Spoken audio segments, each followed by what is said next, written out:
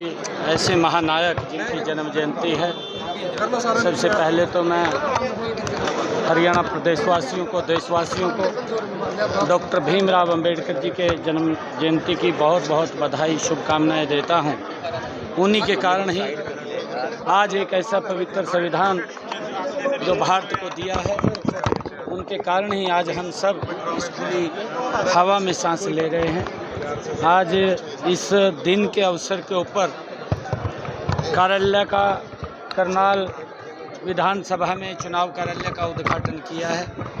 मैं करनाल के सभी नागरिकों को, सभी जनमानस को, सभी लोगों को मैं आज बधाई भी देता हूं और अपील भी करता हूं कि आदरणीय नरेंद्र मोदी जी और मनोहर लाल जी ने पिछले जो 10 वर्षों, 9.5 वर्षों के अंदर जो ज़बरदस्त काम किए हैं, जो योजनाएं एक योजनाबद्ध तरीके से गरीब व्यक्ति तक पहुंची हैं, लोगों के जीवन को सरल करने का काम किया है।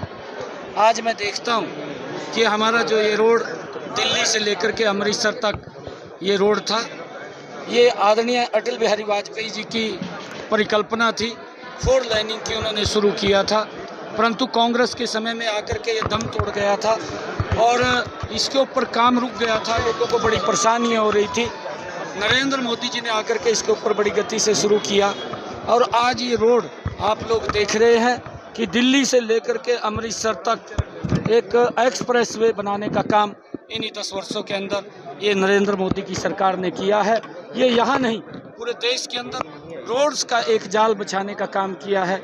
चाहे रेलवे की कनेक्टिविटी है, चाहे एयर की कनेक्टिविटी है, चाहे लोगों के स्वास्थ्य को लेकर के नए एम्स बनाने की बात है, चाहे आयुष्मान कार्ड के माध्यम से गरीब व्यक्ति तक 5 लाख रुपए का अधिकार दिया है, और चाहे हर घर के अंदर नल और स्वच्छ जल पहुंचाने की बात है, प्रधानमंत्री आवास योजना के तहत मकान बना करके लगातार देने की बात है, चाहे प्रधानमंत्री जो किसान सम्मान निधि है किसानों को 6,000 रुपये साल में पहुंचाने की बात है, चाहे 11-11.5 करोड़ घरों में शौचालय बना करके इज्जत घर देने की बात है, और चाहे बीमा पॉलिसीज के माध्यम से लोगों को सुरक्षित करने की बात है।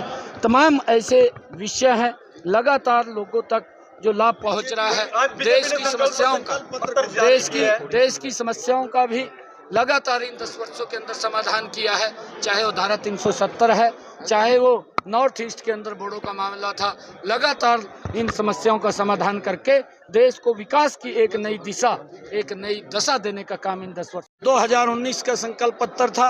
उस संकल्प पत्र को भी हूबहू लोगों तक पहुंचाने का, उसको उतारने का काम किया है, और उससे आगे भी बढ़ करके जो संकल्प पत्र में बातें नहीं थी, नरेंद्र मोदी जी ने उनको भी देश के लोगों को उसका लाभ पहुंचाने का काम किया है। और कांग्रेस का जो संकल्प पत्र रहा है, उनका अगर आप लोग 2014 के अंदर उन्होंने जो 2009 में चुनाव था, उस चुनाव के अंदर जो संकल्प पत्र उतारा था, उस संकल्प पत्र में उन्होंने कितने वायदे पूरे किए थे, वो भी आप लोगों को देश को बताने की आवश्यकता है। परंतु नरेंद्र मोदी जी ने जो कहा है उनको पूरा किया है, जो नहीं भी कहा है वो भी लोगों तक लाभ पहुंचाने का काम किया है। मैं क्योंकि जो ये संकल्प पत्र आया है इसकी पूरी प्रशंसा भी करता हूं, और ये लोगों की अपेक्षाओं के ऊपर, चाहे वो किसान है, चाहे महिला है, चाहे युवा है और चाहे गरीब व्यक्ति है, हर वर्ग के ऊपर ये फोकस और युवाओं को आगे बढ़ाने वाला, गरीब व्यक्ति को मजबूत करने वाला, किसान को खुशहाल करने वाला, महिला को सशक्त करने वाला ये संकल्प पत्र है। ये जो मैनिफेस्टो आया है, ये इस देश के विकास के अंदर एक नई ऊर्जा, नई गति विकास की देने का काम करेगा। प्रधानमंत्री नरेंद्र मोदी भी देखिए, ये करनाल के लोग को तय करेंगे और ये 4 जून को हम बताएंगे। मोदी जी की रैली संकल्प पत्र घोषित किया। देखिए, कांग्रेस अभी बोल रही है, अभी सुबह शाम बैठकों में लगी हुई है। सुबह किसी को तैयार करते हैं, शाम को वो नाट जाता है, क्योंकि नरेंद्र मोदी जी के आगे टिकना बड़ा मुश्किल है। क्योंकि 10 वर्षों में जो काम किए हैं, उनके जो 55 साल का शासन रहा है, उसके ऊपर 10 साल का शासन भारी दिखाई देता है। 4 गुना ज़्यादा काम वो नरेंद्र मोदी की सरकार ने किए हैं, और उस बात को लेकर के कहीं ना कहीं उनके बड़े लोगों के अंदर ये भय है कि हम उन 19 के चुनाव में हार गए थे। कहीं अब की बार भी हमें हार का मुंह देखना न पड़ा। वो इधर उधर अभी उसके ऊपर मंथन उनका चल रहा है, किसको मैदान में उतारे, बीजेपी का किसको जो नहीं। संकल्प पत्र याद क्या है, कहेंगे? घोषणा पत्र जो किसान को सबसे ऊपर लिया गया है, क्या कहेंगे?